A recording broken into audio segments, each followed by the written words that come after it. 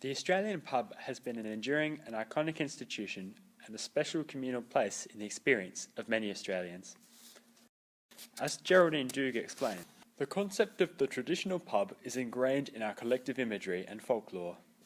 Based on the traditional English hotel, it was an institution that preserved the status quo in Australian society until challenged by the social movements of the 60s. Researching the cultural symbolism associated with the Australian pub, Pettigrew observed that places are important in the manner in which they reflect social organisation and influence human relationships, as they provide the space in which people interact and bond. Historically, front bars comprised the main spaces of a pub and were places where men gathered following their working day. Disinhibited by the effects of alcohol, they could bond informally in a relaxed and non-demanding atmosphere, free from the demands and expectations of their workplace and home. Adelaide historian Patricia Summerling explains the importance of the pub to individual. Well, the role of the pub in society has always been like the church. There are those people who like to go to church and talk with the vicar, and there are those that like to go and talk to the publican and talk about sport or their problems. Drinking beer was an established Australian custom that allowed men to indulge in mateship ritual, essential in stamping their Australian identity. However, while people idealised the notion of egalitarianism in pub culture, in reality they were very different places.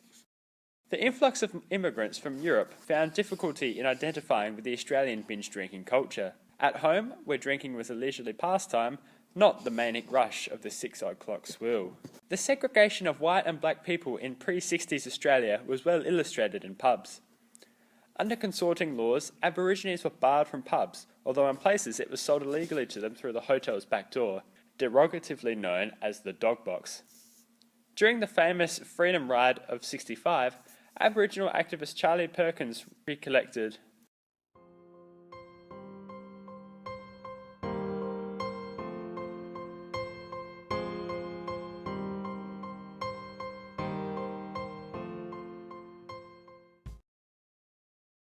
"While the locals may have relished the ambience of the front bar, the conditions actively served to discourage other groups, especially women, from accessing them.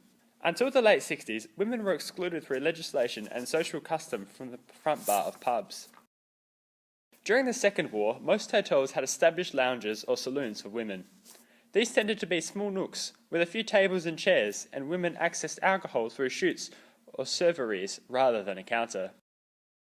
The late 1960s and 70s represented a time when entrenched norms and expectations were challenged. The women's liberation movement, surge in youth culture, and increase in multiculturalism all contributed to redefining of what it meant to be Australian. Women began to seek equal representation, participation, and access to the same activities and to the same extent as men. At Brisbane's Regatta Hotel, they even chained themselves to the bar to eventually get their points across. 1967 was a watershed year for South Australia. The closing time for pubs was extended to 10 p.m. and liquor licences were tendered to other premises. Pubs now had to compete against establishments such as clubs, wine bars and restaurants who offered a variety of alcohol and entertainment. Wine increased in popularity and drinking became more civilised through its association with food and entertainment.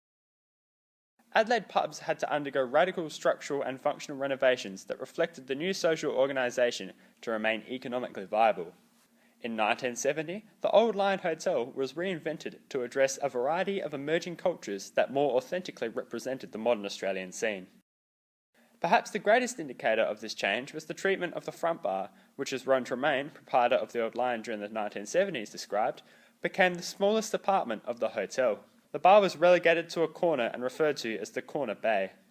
Multiple lounges and bars featured different themes, and women enjoyed both counter and table space. Anderson points out that it is not only the material things that leave durable traces in places, but cultural activities such as celebrations that leave non-material traces in people's hearts and minds.